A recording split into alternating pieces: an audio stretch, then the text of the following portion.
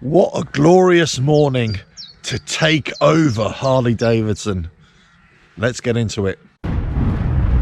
RevelatorAlf.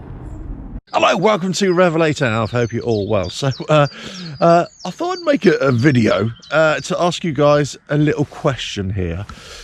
If you had the opportunity to be influential for a company like Harley-Davidson, or Kawasaki, or Honda, or whatever it is, but let's say just say Harley-Davidson in this case, and you could influence the decisions that they make, what would you do? What would you say? How would you run that company? So I got a comment the other day from a chap. He said, Alf, you should be the CEO of Harley-Davidson. I know he said it in tongue-in-cheek, but, you know, it just got me thinking. It got the cogs turning, thinking, do you know what? That's a good question. What would I do? Well, first of all, being a Sport Glide owner, I would have said, don't discontinue that, in America, that is. But also, I would have said, just make a lot more stuff for it.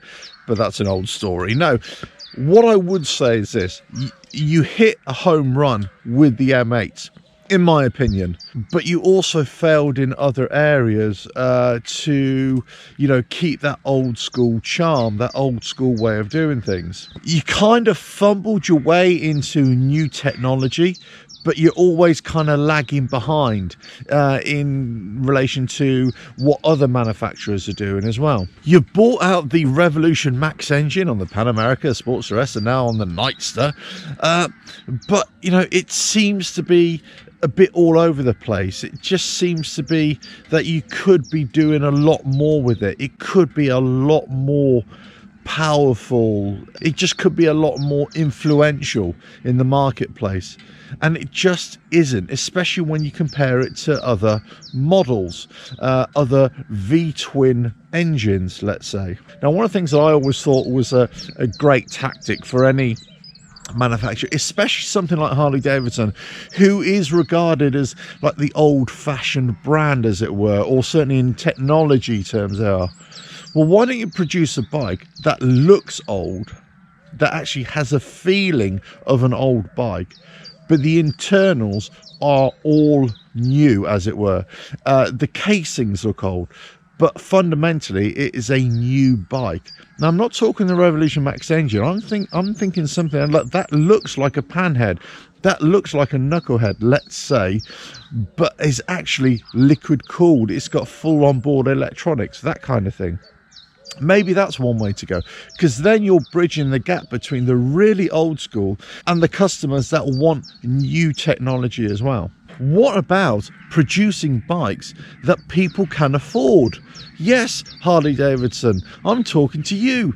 You're making bikes that are way too expensive, but this is not just Harley-Davidson. Don't think I'm having a go at them. This is all manufacturers who are producing high-level bikes. You're producing really expensive bikes these days, and most people can't afford them, and if they are, they're buying them on finance. They're not buying them outright. What about the young kids coming through? They can't afford all this stuff. So that's why the younger people, or people with not a lot of money, they're going to the really cheap brands, which are producing some really decent bikes. You know, there's some logic there. So produce some small bikes. I'm not saying you have to produce 100 different models like in the AMF years, but certainly produce small bikes, some small bikes, so 125s, 250s, that kind of thing. Some trail bikes, some urban bikes, and I'm not talking electric bikes either. Something from the here and now until when they become all outlawed, whenever that is, and in about 10 years time or whatever it is. But just produce something smaller, cheaper, for those who haven't got a swollen bank account. You know what I mean? If I was the CEO of Harley-Davidson, I would change the way that they do all their marketing, first of all. I would just move away from this whole storytelling or trying to convince us of something that we just don't believe, or we just mock every time they bring something out. You know, I would sit them down and knock their heads together and say, what are you thinking? What are you going on about?